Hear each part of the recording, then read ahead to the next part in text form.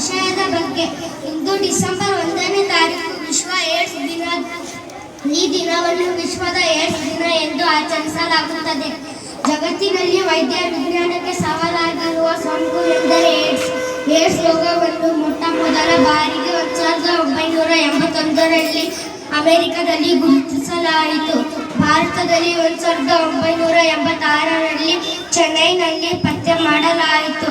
ಏಡ್ಸ್ಗೆ ಕಾರಣವಾದ virus HIV. ಇದನ್ನು ಮೊಟ್ಟ ಮೊದಲ ಬಾರಿಗೆ 1983ರಲ್ಲಿ ಫ್ರೆಂಚ್ ವಿಜ್ಞಾನಿಗಳು ಪತ್ತೆ ಹಚ್ಚಿದರು.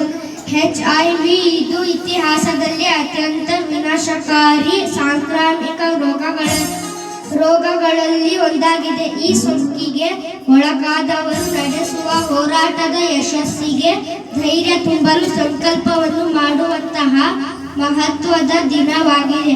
ವ್ಯಕ್ತಿಗತ ಮತ್ತು ಸಮುದಾಯದಲ್ಲಿ ಈ ಸೋಂಕಿನಿಂದ ಉಂಟಾಗುತ್ತಿರುವ ಸಮಸ್ಯೆಗಳು ಮತ್ತು ಇದರ ಬಗ್ಗೆ ಜಾಗೃತಿ ಹೆಚ್ಚಿಸುವುದು ಮತ್ತು HIV ಸೋಂಕಿತರಿಗೆ ಬೆಂಬಲ ನೀಡುವುದು, ಅವರು ಅನುಭವಿಸುತ್ತಿರುವ ಕಳಂಕ ತಾರತಮ್ಯವನ್ನು ಕಡಿಮೆ ಮಾಡುವುದು ಇದರ ಮುಖ್ಯ ಉದ್ದೇಶವಾಗಿದೆ.